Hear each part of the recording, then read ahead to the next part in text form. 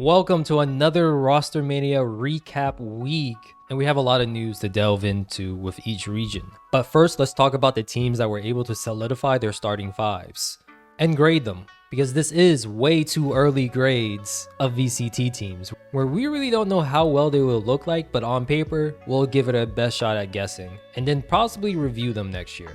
Here, let's talk about Zeta division. When it comes to grading teams, I really want to focus on a couple of factors like, did they really get better? Are they legit title contenders? Stuff along those lines. And when it comes to Zeta division, it's really hard to improve when your star player in Laz announces retirement. Like if Zeta division was somehow able to get May, but of course it would be crazy for DFM to let something like that happen. And I don't watch a lot of tier 2 Japan a lot. The only team that I do know from them is Riddle Order, mainly because I like their logo, and they did pretty decent in Pacific's Ascension tournament, you know? And none of them got picked up. That's crazy to me. They did pick up 3 players from Feno, who lost the Riddle Order, but it was a pretty close match that they had in Japan Split 2 of their own Challengers League. So maybe they're a lot better than I think. I personally just didn't watch a lot of Japanese Challengers League, but I did watch a little bit of the Red Bulls Homeground Pacific play-ins, and they look decent, but at the end of the day, I don't put too much merit into off-season tournaments for a number of reasons. For one, I remember 100 Thieves actually beat Cloud9 in the Red Bull off-season tournament. Then fast forward a little bit, they weren't able to beat Cloud9 at all. Albeit it was a slightly different team, but still, it's just a testament to show you that like off-season tournaments, a lot can change, the meta can change, map pools aren't going to be the same, and very impactful agent can just drastically be nerfed before a tournament starts, kind of like how Sky was nerfed at the beginning of 2024, and that really ruined a lot of teams' game plans for the year. Plus, some teams might not be playing as serious as you would expect them to, kind of like T1, which we'll get into them later. But at the end of the day, I guess Zeta division held their own pretty well. I'll give them a B-. Next, we have FUT Esports. They resigned most of their players. Keyword is most. Surprisingly, it looks like CNET is not returning with FUT Esports. He's rumored to be going to a different EMEA team, which we will mention in the EMEA section of this video. It's just really shocking because FUT Esports throughout last year had a pretty decent run. Like they were always seen as dark horses, you know? And honestly, if you ask anyone who knows ball, I don't think they would be surprised if FUT Esports messed around and won like an international tournament last year. They were just pretty good, you know? If you were a team and you slept on FUT Esports, they would probably make you pay. They did sign this one player named Exus. Sorry if I mispronounced it. And they also brought in Krostali as a temp player. Exus seems like a pretty good pickup. FUT Esports is struggling a little bit in Turkey's Red Bull Homegrounds qualifier, but I think that's just a testament to like how good the talent is in Turkey, rather than a testament to like if FUT Esports is falling off or anything like that. I don't think they are. Turkey just has a lot of good talent out there. You know, they struggled against Eternal Fire. They lost their first match against them, but were able to beat them in a tiebreaker. And in their first game, you could not blame it on Exus at all. Mainly because he did everything that you would want from a duelist. Especially when playing Raze. He went 6 for 3 when looking at his first bloods and first deaths. But from what I've seen so far, I like the Exus pickup. And if CNET's truly gone, I think he will fill in those shoes pretty well. I give FUT Esports a. Now we have DFM. I really like what they're doing here. They picked up 2 players who played in tier 2, and I believe GN might have been like a rank player that they just brought on to the team. It also seems that GN was a former Overwatch player. I'm guessing by his Twitter tag, it says GN_Overwatch. And then I also did some more digging. It turns out like he legitimately just came from rank. He has some history as being a Fortnite player too. May said that he found them in rank. They did trials and they were really impressed with what he was doing. So we're starting to have a long list of just rank to tier 1 players. Karon, who had a little bit of tier 2 experience, but nothing like serious. Primi, and now GN. I wonder who will be next. But the possibilities of going from rank to tier 1 is there. You just gotta be really lucky, apparently. And there's nothing wrong with going through tier 2 as well. It's just something interesting that I've been noticing here. And during the Red Bulls off-season tournament, they played decent, right? Like, I need to remind people, and part of the ways that I'm grading these teams is how much they improved, as well as if I see them as title contenders. But let me remind you how well DFM played in their last offseason tournament in 2023. They lost to Na'Vi 3-13. They lost to Zeta division 2-13. They lost to Bleed Esports 5-13. Remember, this is where DFM was about a year ago. We fast forward, yeah, they lost to RRQ, but it was only 10-13. They beat Talent Esports, hello, Primi and friends, 13-10. And they had a very close series against Zeta Division that could have easily went either way. So it's quite obvious to tell that DetonatioN FocusMe are doing a good job at improving. You know, sometimes you just got to take baby steps. And I think they really are closing that gap between them and Zeta Division. I wouldn't be surprised if DFM actually looks like the better Japanese team next year, which is why I'm giving them a B, right? Obviously, I don't think they're going to be winning any titles next year, but I could definitely see them placing way higher than they did last year. It was also kind of funny to see them describe Art as saying he's good at the Odin, but the other players that they picked up really compliment May well. And in some of these games, you can say that May wasn't the one who carried the team. There was a couple of times where you saw the new players like Art and Akeme do most of the carrying, which is something that you love to see, right? You don't want to put all that pressure on May to do everything, even though he is an incredible talent. I'm really liking what DFM is doing. Honestly, and I might actually eat my words when I say I don't see them as title contenders. They could mess around and just pull a Team Heretics type of turnaround for the 2025 season. Good job, DFM. And lastly, we have to talk about T1. It looks like they no longer want to be considered mid. They have Buzz, Meteor, Stax, Izu, and Sylvan as their starting five, and Carpe will be playing the substitution role. The three big names here are definitely Buzz, Meteor, and Stax. People really expect great things from them. And to my surprise, Sylvan also looked pretty good. You could tell in the first two games they were trolling a little bit. There was a little bit of trolling. Or maybe I shouldn't say trolling. Maybe they were just trying to figure out who's going to be playing what and how they're going to be playing these certain characters and roles. And I'm just taking a guess because during their bind games, you saw that Meteor was playing Vice, which I think Vice can provide some value. But in the very next game against Zeta Division, it was Izu who was playing Vice. Regardless though, they were able to like get things clicking towards when things mattered the most. And Meteor really did show us like the value that Vice might have, where they were able to beat Zeta Division 13-3 on. And he had a crazy stats here. 307 average damage per round is nothing to ignore. He had a +7 first blood, first death ratio. I plan on doing like a hot take video in the future with you guys. And I guess as a sneak peek, I think Meteor is more valuable than Texture.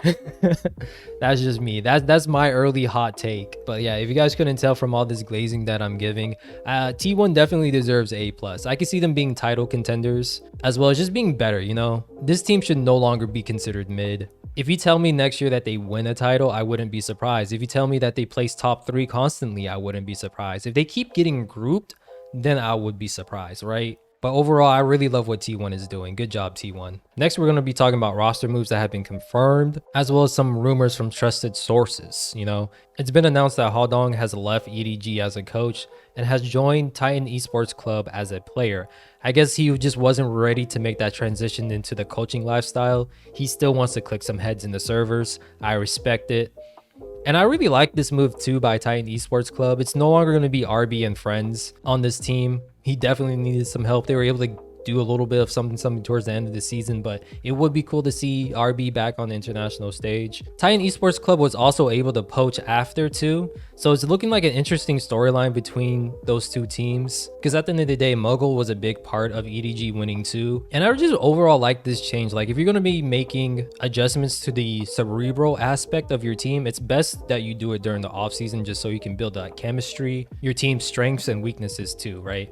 And because of all these changes, this means that someone has to go, and it looks like that will be York. Next, we have Lysor, who's saying bye-bye to Fun Plus Phoenix since he is heading to Wolves. This is kind of like a shocker to me, just because FPX at times look like the better Chinese team at international events. They look better than EDG, at least at the first two. Wolves are also making some head coaching changes as well. And with Lysor leaving, it looks like Fun Plus Phoenix is going to be replacing him with Yosemite from Billy.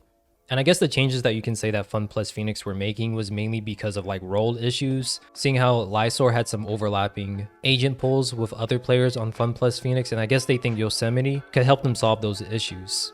It would have still been funny to see Artist join Fun Plus Phoenix, you know, but of course that wouldn't really happen since Autumn is such a good player for them, and having both Autumn and Artist on the same team would break the whole one import rule that Riot in place for Tier 1 Valorant. Next, we have the Americas, and I'm just going to let you guys know off right now. It's just going to be the South American show at this point. And who's the biggest name in South America, at least for the time being? It's Aspas, right? Recently, his manager has came out and stated that Aspas is looking towards either the Pacific region or China altogether, you know? But they are open to other possibilities. And if they can't really come to a deal, they're not ruling out the idea of Aspas staying with Leviathan. We just gotta wait to see what's happening in that direction. There's been rumors that DRG Aspas can be a thing. Honestly, when I first heard about this stuff weeks ago, I thought it was a meme, which is why I didn't mention it. But it looks like people are making it slowly a reality, you know? But honestly, Aspas trying to go to the Pacific or Chinese region kind of makes a little bit of sense, you know, right? You have more eyes there, more money possibly, and it's an easier path to the international stage too, you know? I and a lot of people have been saying this for years.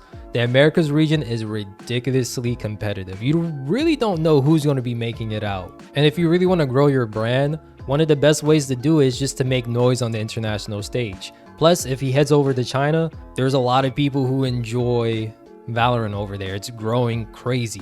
And according to Leo Feria, a good chunk of them watch the Champions Finals. I mean, come on, there's no reason at this point just not saying the number. It was like 5 times what we had at Champs LA. What? That's insane. Peak viewership of like 9.1. We'll confirm publicly soon, but it was insane. 9.1 milli. That's pretty nuts, right? How Wait, much of that my viewership God. was from China? A good chunk. Yeah, I think it was probably Over Maybe 50%? half, yeah. over 50% for sure. Probably more Wow. like 80.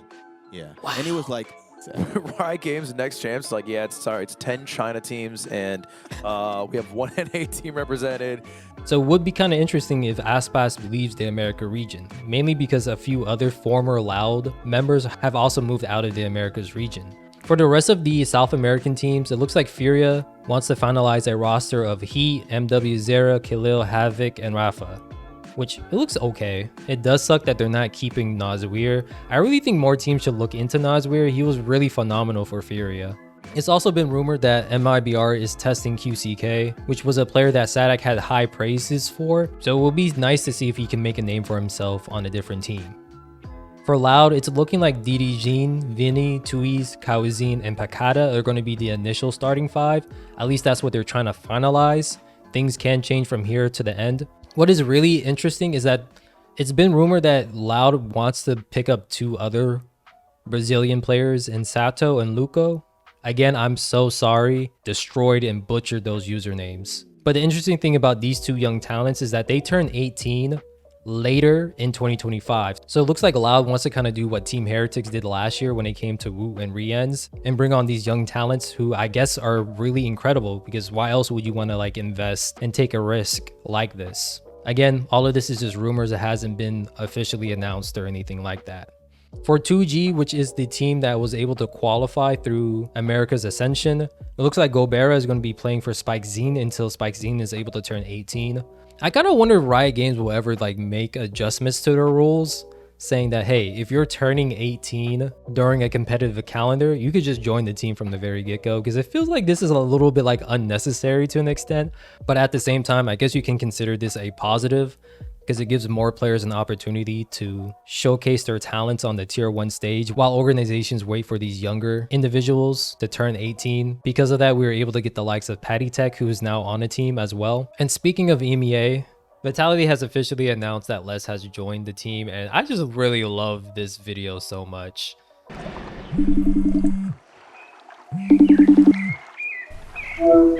Les, Oi. come to you, brother. Vai dar nós nessa Champions. Right, and Durka is also expected to join soon. I'm really excited for Vitality for a number of reasons, because I really do like Les, Durka, even Safe too, but mainly because of these B memes, bro. I didn't think I would like these memes so much, but I can definitely see them carrying me through all of 2025. And as we mentioned earlier in the video, it's looking like CNED will no longer be with FUT Esports. It's been speculated that he will be joining Apex, who were the winners of EMEA's Ascension tournament in 2024, which they probably needed to do, seeing how their duelist low-key got picked up by Fnatic. At least it's been rumored that Fnatic is picking up Apex's former duelist.